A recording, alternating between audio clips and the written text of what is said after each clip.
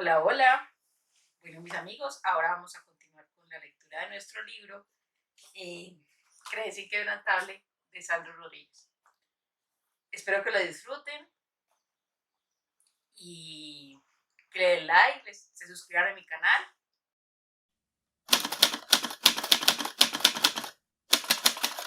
También vieron cómo el Señor su Dios los cuidó todo el tiempo que anduvieron por el desierto, igual que un padre cuida a sus hijos y ahora los trajo a este lugar. Deuteronomio capítulo 1, versículo 31.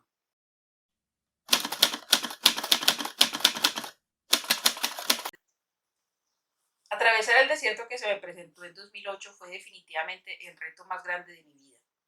Aquella visión de éxito que yo había invitado a tener en la reunión con los líderes y que parecía ser tan real para todos, empezaba a desvanecerse en la cabeza de todos los que habían decidido emprender el camino junto conmigo. Lo más difícil era ver a líderes que estaban acostumbrados a ganar 3.000 reales por mes, ganar 10 veces menos. Padres y madres que habían depositado su fe en mí, creyendo en este sueño, sin dinero para pagar lo básico de sus casas. El poco dinero que yo tenía prácticamente lo distribuía entre la gente. La veía a Dielsa, que era separada y estaba ganando menos que un salario mínimo, y me sentía en la obligación de ayudarla.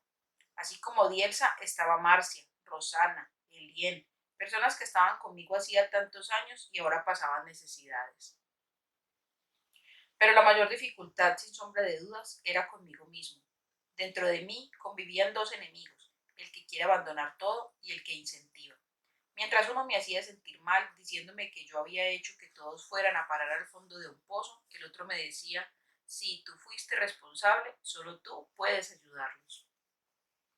Era así que convivía con estos dos tipos que comenzaban a ganar forma y color dentro de mi mente. Yo siempre fui mi crítico más severo y mi incentivador más animado, pero nunca había sentido un dilema tan grande dentro de mí. Sabía que tenía que recompensarme, pero también necesitaba criticarme. Aunque uno quiera, no se engaña ni a Dios ni al hombre que yo veía todas las mañanas en el espejo. La batalla entre el que quiere abandonar todo y el que incentiva fue lo suficientemente fuerte para desestabilizarme. Tenía plena conciencia de que era una verdadera batalla de gigantes. Sabía que era yo el que me derrotaba y era yo el que me alentaba, que me llevaba hasta la cima. Nuestro sentido de responsabilidad era aún mayor, porque incluso mi estado frente a aquella situación dependía de mí. Todo, absolutamente todo empezó a salir mal. Cuando digo mal, digo muy mal. Y el ser humano tiende al confort. La naturaleza humana tiende a entrar en zonas de confort. Todos nosotros tenemos una zona de confort y nos sentimos atraídos por ella. Y por eso es muy importante saber una cosa. En la zona de confort no hay progreso. Cuando todo está bien, no progresas ni amplías tus límites. En este periodo de intenso aprendizaje me desafiaba día tras día y estaba en la peor zona de incomodidad del mundo, sin nada y con todo y todos contra mí. Aunque nadie me acusaba directamente por este fracaso, yo me exigía y tenía miedo. Hoy sé que el miedo era una reacción normal dentro de aquella situación, ya que somos de carne y hueso. Recuerdo una fábula que mi padre nos contaba cuando éramos niños. Esta fábula hablaba sobre un joven indio que se acercó a su abuelo para pedirle un consejo porque a veces se sentía tomado por la rabia y el miedo.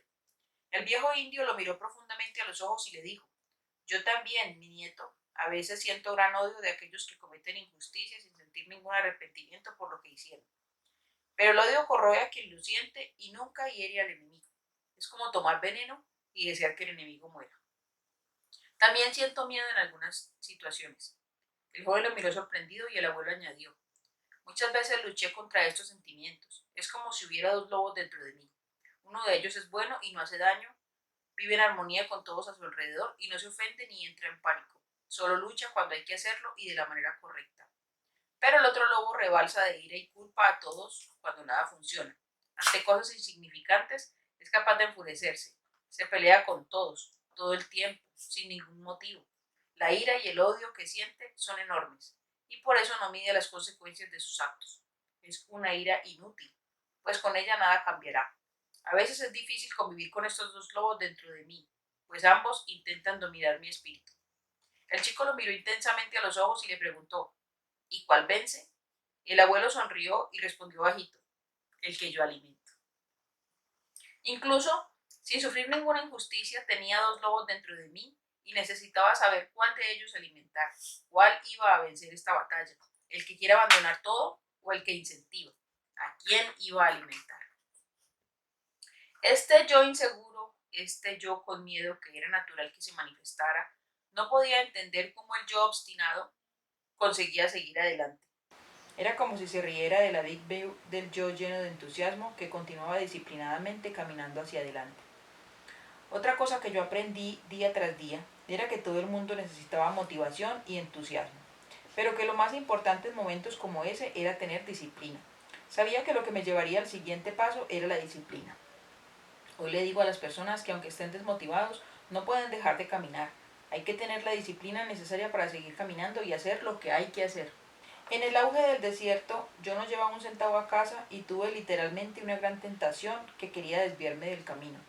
Un grupo empresarial que había nacido grande estaba en una fase de formación de nuevos equipos y me invitaron a ocupar el cargo de director de ventas de la empresa. El ritmo acelerado de la decadencia de mi empresa no me hizo desistir. La mayoría se preguntaba de dónde sacaba fuerzas y cómo seguía creyendo a pesar de que todos los escenarios eran negativos. Recuerdo claramente el día que me llamaron por teléfono. Era Marcelo Pineiro, a través de una agencia que hacía la selección del personal para armar un departamento de ventas de esta empresa. Esta empresa me invitaba a ocupar el cargo mostrándome los números del salario que me ofrecía. Nunca había ganado valores así. En ese momento recordé una frase de Steve Jobs que dice: enfocarse no significa prestar atención en todas las cosas, aunque parezcan buenas. Enfocarse es prestar atención en lo que estás haciendo, ser determinado y no mirar hacia los costados. Enfocarse es saber decir no. Marcelo sabía que yo tenía competencia y aquello de cierta manera me sirvió como una inyección de entusiasmo, porque si alguien con tanto conocimiento de mercado me estaba invitando a ocupar un cargo tan importante, era porque de hecho yo tenía algo para ofrecer. Tener ante mí una oferta como esta, en un momento en que yo no tenía nada, era algo que se resume en una única palabra: tentador. Pero el amor por la misión y por las personas de Ginodé me encadenaba a Ginodé.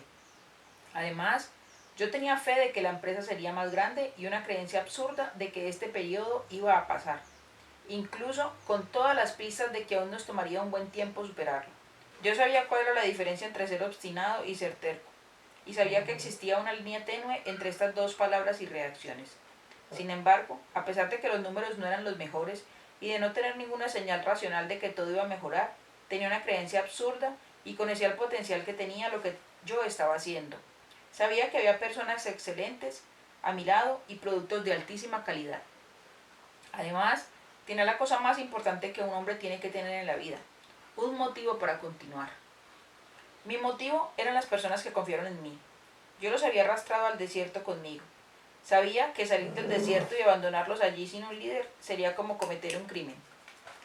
Sabía sobre todo que habían sido mis decisiones las que habían llevado a todas aquellas personas a ese momento. También entendía que en un momento de duda y miedo no podía olvidar dos características esenciales y fundamentales que un hombre de éxito debe tener: lealtad y gratitud. Cuando estamos en momentos donde la duda y el temor se hacen presentes, es común que olvidemos estos valores imprescindibles. Estos valores necesitaban ser respetados en este momento. Eran valores que yo había aprendido con mis padres a lo largo de la vida y en los que se me había enfocado con mucha intensidad. Sabía que para alcanzar mis objetivos sería esencial ser leal y agradecido a las personas y a las oportunidades que cambiarían nuestra vida. Cuando pensaba en Dielsa, la persona que le había ofrecido una oportunidad a mi madre, y la invitación para que mis padres participaran de una presentación de negocios que cambiaría la vida de ambos, solo pensaba en gratitud. Gracias a Dielsa, mis padres habían conocido la estrategia de ventas directas que había cambiado completamente nuestra vida.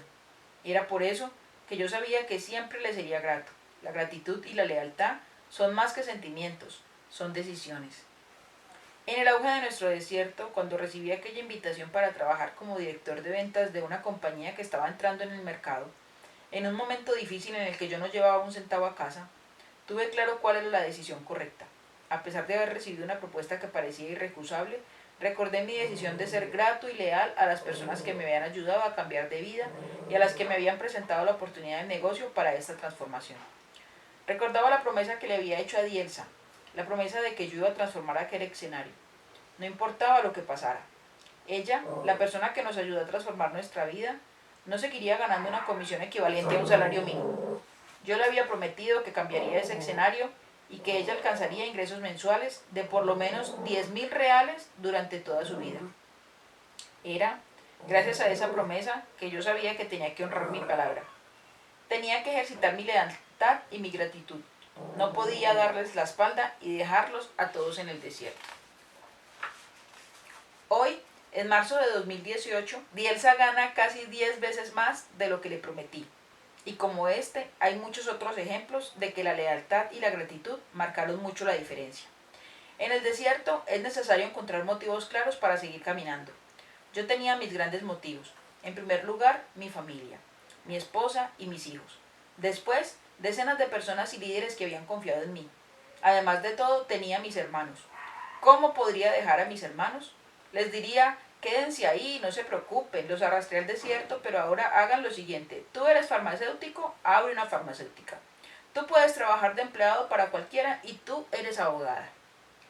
Lo más curioso era que siempre creí que las parejas tienen que estar de acuerdo en todo. En todas las decisiones importantes le consultaba a mi esposa Leila para saber si ella estaba de acuerdo conmigo antes de dar la respuesta final. Creo que eso es fundamental cuando se está casado. Esta transparencia nos acompañaba desde el día que nos conocimos. Teníamos un vínculo y una complicidad muy fuertes en todo y yo veía que si estábamos juntos tenía que ser así. Desde que nos comprometimos, la cuenta bancaria era una sola y sabíamos que lo que era mío era de ella y viceversa.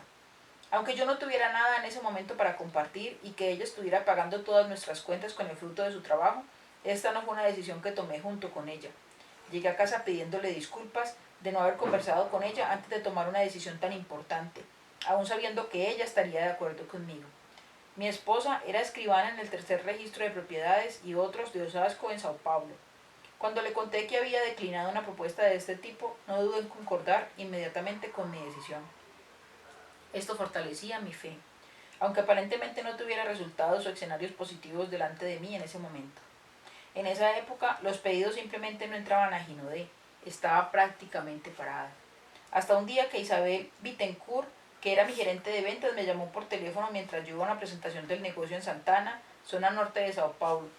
Yo mostraba el plan y nunca dejaba de presentar la oportunidad Ginodé, incluso en los momentos más difíciles. A veces iba a un barrio de Sao Paulo para mostrar el plan de negocios y simplemente no había nadie, ni siquiera la persona que había combinado conmigo. Volví a casa triste, sin duda, pero con la certeza de que había hecho mi parte. Había ido al lugar combinado y dado 100% de mi esfuerzo, incluso si nadie me esperaba un día. Al día siguiente saldría nuevamente a hacer mi parte. Dar todo de mí me hacía estar seguro de que al día siguiente me levantaría e iría a la próxima APN para mostrar un plan más. Sandro, me dijo, incluso antes de que yo le dijera hola, ¿no sabes lo que pasó? Gloria a Dios. Me entusiasmé y paré el coche para oírla. Yo estaba tan confiado en la victoria que su tono de voz ya me animaba. ¿Qué pasa, Isabel? ¿Cuál es el motivo de esta felicidad? Tenemos un montón de pedidos, fue su respuesta. Mi corazón se aceleró y abrió una sonrisa de oreja a oreja. Era como la confirmación de que todo iba a salir bien. Lo sabía, pensé. Comencé a llorar de alivio y felicidad. ¿Cuántos pedidos? 1000 pedidos, dijo entusiasmada. Colgó y me dirigí al evento emocionado, agradeciéndole a Dios. He sido entendido, mi señor, gracias. Me quedé pensando que este receso sombrío había pasado y que a partir de aquel día correríamos a toda máquina hacia el crecimiento. Entré en el evento lleno de energía y antes de que pudiera saludar a la gente, Isabel me llamó de nuevo. Imaginé que eran más buenas noticias. Su voz, esta vez, no era la misma. Sandro. Yo respiré profundamente. Dime, Isabel. Es que suspiró y continuó. Fue un error del sistema. No hubo pedidos. Allí estaba yo, delante de 20 personas que me observaban y yo tenía que decirles que todo iba a salir bien. Era un desafío muy grande. Durante los días que siguieron yo intentaba aferrarme a mi creencia de que todo funcionaría. Yo tenía un lado espiritual muy fuerte y por encima de todo creía que iba a poder conducir a esas personas hacia un nuevo oasis de abundancia y bonanza. Además de mi lado espiritual, de esa creencia muy fuerte, insistiría que para vencer en el desierto necesitaba sí o sí una gran meta. Sabía que necesitaba un objetivo. Todo el mundo necesita un objetivo o no caminará a ninguna parte. Solo se camina cuando hay un objetivo. No importa si no se sabe si el camino es el correcto. En el desierto no hay cómo saber si el camino es el correcto, pero sabes que estás caminando hacia algún lugar. En tu cabeza, en tu mente, en tu corazón, estás caminando hacia algún lugar. Este lugar tiene que ser muy especial. Este lugar tiene que hacer todo valer la pena. No será necesariamente fácil, pero tiene que valer la pena. Con esto en claro sabía que era necesario alimentar esta ilusión y caminar. Era necesario mirar y decirme a mí mismo, estoy caminando hacia mi sueño. No sé si el camino es este, pero estoy caminando hacia mi sueño y hacia mi objetivo. Con esto en la cabeza, algo me decía que iba a encontrar el camino correcto y confiaba en esa intuición. Yo suelo decirle a quien atraviesa un desierto que visualice dónde quiere llegar, cuál es su meta. Crear metas es necesario, tener metas y algo de mucho valor. Es necesario tener una meta muy valiosa. Esto hará que te levantes todas las mañanas y tengas un deseo. Tener un gran sueño y una gran meta nos hace levantar todos los días y caminar una milla más. De lo contrario, sucumbimos y morimos. En el desierto, si te quedas parado te mueres. El desierto es muy caliente de día y muy frío a la noche. Para vivir en él necesitas tener un objetivo muy claro, algo muy valioso, una meta muy valiosa. Sea cual sea, si la tienes puedes estar seguro de que vas a tener el éxito que deseas. Si tu desierto es una enfermedad, imagínate curado. Necesitas tener esa visión, tienes que imaginarla después, tienes que tener ese cuadro mental positivo dibujado en tu cabeza y en tu corazón. Tienes que conseguirlo hoy, sentirlo hoy. Es necesario que lo hagas y tener una actitud fuera de lo común, una actitud diferente que la del promedio de las personas, superior a la del promedio. Yo siempre digo que el mundo está lleno de personas promedio. No tiene nada de malo estar en el promedio, pero las personas que actúan como el promedio tendrán resultados promedio. Es necesario vencer al crítico interior, al miedoso interior y mostrarle que puedes tener una actitud por encima del promedio. Todo el mundo puede. No creo en los elegidos, no creo que Dios nos mire y diga siguiente, mira, quiero que este tipo tenga éxito o quiero que este tipo sea un fracasado. No lo creo. Es lo mismo que mirar a mis hijos y elegir uno de ellos. Eso no existe. ¿Por qué unos tienen éxito y otros no? No soy yo el que elijo, depende de ellos. Es una elección individual. Yo sabía por encima de todo que todavía creía en lo que mi madre me había dicho años atrás. Nacer pobre no es una elección, morir pobre lo es. Y para no morir pobre no necesariamente tienes que ser rico o multimillonario, tienes que ser feliz. Para mí, el éxito siempre tuvo mucho más que ver con felicidad que con dinero. En esa época yo conocí a mucha gente con dinero, pero infeliz. No quería ser alguien con dinero y vacío. Durante esta travesía hubo desafíos y en mi momento de desesperación, de dolor y duda, necesité oír, has acabado con el negocio de la familia. Escuchar esto de personas cercanas fue muy difícil y muy duro, pero yo sabía por encima de todo que no era algo que les salía de adentro y principalmente que aquello no venía de sus corazones. Aunque la escena continuara desastrosa, ninguno de mis hermanos abandonó el barco o pensó tener una profesión en paralelo. Lo más importante era no quedar separado. Yo siempre digo lo siguiente, en el desierto puedes hacer cualquier cosa, no importa qué desierto es, puede ser uno profesional o uno personal, no importa, todo el mundo en algún momento de su vida pasará por uno. Aprendí una cosa, que en el desierto puedes hacer lo que quieras, puedes llorar, puedes pelearte con Dios, puedes quejarte, puedes hacer cualquier cosa. Lo único que no puedes hacer es quedarte parado. El desierto no es un lugar para quedarse parado. En el desierto tienes que caminar. Un día lo atraviesas por completo. No dudes que así será. Un día el mal momento acaba, pero cuando se está en el desierto no se ven sus fronteras. Y yo realmente no podía ver dónde estaban. Incluso con la creencia absurda de que todo iba a salir bien, tenía miedo y de vez en cuando dudaba. Eso no significaba que a veces no me equivocara. Eso no quiere decir que a veces no me sintiera inseguro. Fe, para mí es qué haces con el miedo. Por más que estés inseguro, por más que sea difícil creer que todo va a salir bien. Había días que llegaba a Ginodé, que era una fábrica muy pequeña, y oía una voz que me decía, ¿qué estás haciendo aquí? Este negocio se acabó, has acabado con el negocio de tu familia. Esta voz insistía en hacer que me rindiera. Era una voz que venía de adentro, la de un saboteador, la del crítico interior, la del yo con miedo. Esa era mi voz. Como yo siempre había provocado cambios en mi vida, A medida que íbamos caminando por aquel desierto sin fin, donde yo había llegado a la gente con la promesa de que tendríamos algo nuevo, mi mente me traicionaba. La primera vez que sucedió, estaba entrando a la fábrica. Abandona. Miré a mi alrededor y no había nadie. Era una voz que hablaba conmigo y quería persuadirme a rendirme. Ríndete, Sandro, la voz insistía. Yo seguía caminando y la voz insistía. Casi las 12 del mediodía, no vas a encender una máquina, no vas a encender una luz, manda a los empleados a casa. ¿Sabes por qué? Porque son más baratos en su casa, gastando su papel higiénico, tomando su café, no el de la empresa. Y ese café y ese papel higiénico te van a hacer falta. Yo le respondía que eso no iba a ocurrir, pero luego de la primera vez obedecí.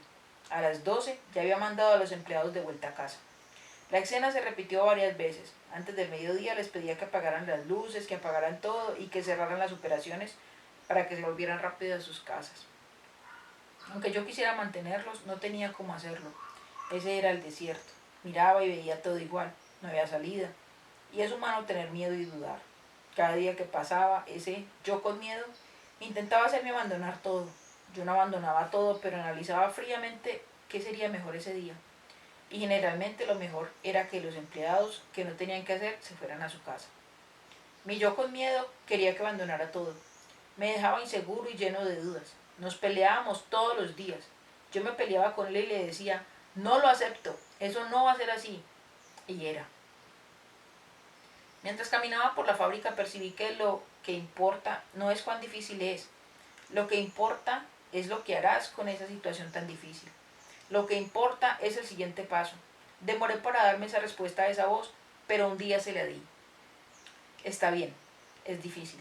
No hay agua, hace calor, no tenemos productos, no hay luz, no hay dinero. ¿Y el siguiente paso? ¿Y el siguiente paso? Con estas indagaciones aprendí mucho en el desierto. Hay una cosa que rescato para mi vida y que fue cuando pude cambiar el rumbo de las cosas. Aprendí a hacer lo que está bajo mi control. Yo nunca dejé de hacer lo que estaba bajo mi control, lo que dependía de mí. Comencé a entender que no quería saber si los otros iban a hacer algo. No quiero saber si la otra parte va a dar su 100% como yo lo voy a dar. Lo que me interesa es lo siguiente. ¿Cuál es mi 100%? Yo le decía a mi voz.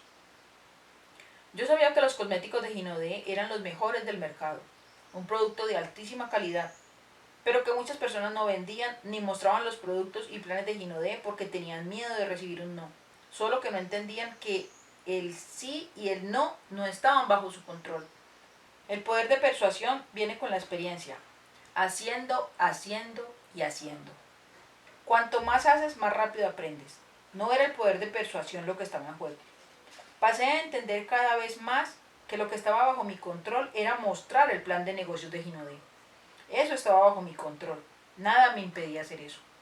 Mi 100% hoy puede ser dar 1, pero mañana puede ser dar 1,1, pasado mañana 1,3, después 1,8. Después de 10 años puede ser 5, después de 20 puede ser 10, pero seguirá siendo mi 100%. Porque mi 100% está bajo mi control.